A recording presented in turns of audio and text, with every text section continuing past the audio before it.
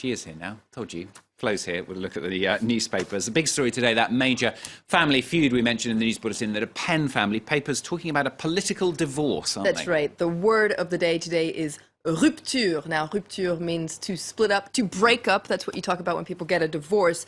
Let's take a look at some front pages. It's really the word of the day. Here it is on the front page of Libération, rupture au FN. Photo of happier days between the father and the daughter. Le Figaro as well, very simple today, talks about la rupture in the National Front. And it's not just the press using that word. Marine Le Pen herself, she gives an interview to Le Figaro today, and she says, yes, we can talk about a rupture. So what on earth happened then, Flo? Because you were telling us yesterday, don't you, that Jean-Marie Le Pen's been in the spotlight for a string of controversial comments. It just went too far this time? Seems like he went a little bit too far. So lots of papers are coming back on the event. You can read about it in 20 minutes. Why did the family fall apart? Well, last week, Jean-Marie repeated his trademark comment, really, that Nazi gas chambers were a detail of World War II. This was just the beginning of the crack starting to peel, and now, this week, he gave a fiery interview to an ultra-right-wing anti-Semitic magazine called Rivarol. Now, in this interview, he said lots of very controversial things. Two things are really coming out. First of all, he said that he personally never regarded the Field Marshal Philippe Pétain, so the man who led the collaborist Vichy regime during World War II, he said he never considered him a traitor. That was very controversial. And he also described the Prime Minister, Manuel Valls, born in Spain, he described him as an immigrant. Now, for Marine Le Pen, his daughter, leader of the National Front, this was the straw that broke the camel's back. She responded with a strongly worded attack on his father. She said he's in a downward spiral somewhere between a scorched earth policy and political suicide. Very harsh words there coming from his daughter. L'Opinion says, well, Marine, she killed her father in the Freudian way, of course. Yeah. Now, I don't know if you can see this cartoon here, but you can see Marine Le Pen talking to her niece, Marion Maréchal Le Pen, saying sometimes you have to throw out the grandpa with the bathwater because I guess grandpa was a little bit too much of a loose cannon. Rupture really is the word, isn't it?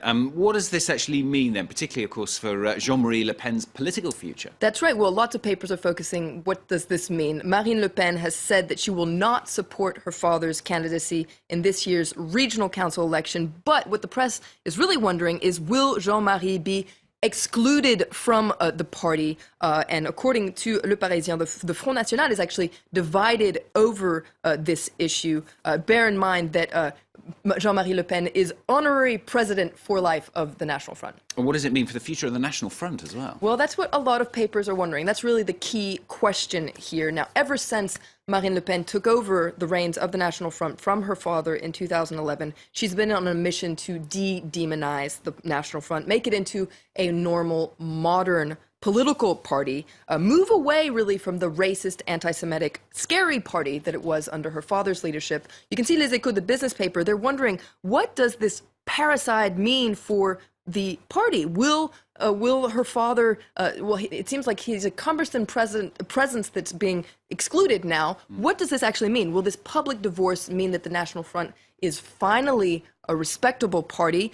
Is this one step further in the de-demonizing process? And Libération wondering what Marine wins in chasing away her father, throwing him out. That's right. What does Marine win? First of all, there's a cartoon in Libération by Willem where you can see her here kicking her father down the stairs there. So it seems like she's really chucking her father out. But Libération in its editorial is a little bit more skeptical. Despite this fresh coat of paint that Marine Le Pen has brought to the National Front, it's still very much the party that her father created.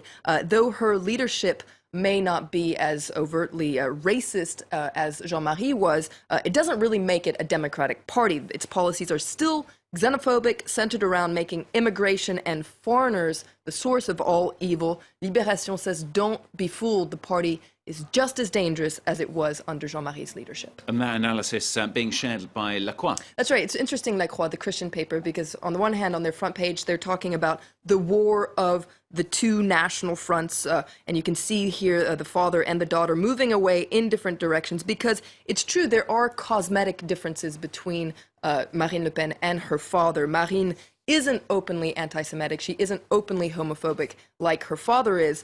But in its editorial, La Croix says, don't be fooled by these rhetorical differences. Marine Le Pen's National Front is still very much, once again, a descendant of her father's party. And you can see here they're talking about héritage, inheritance.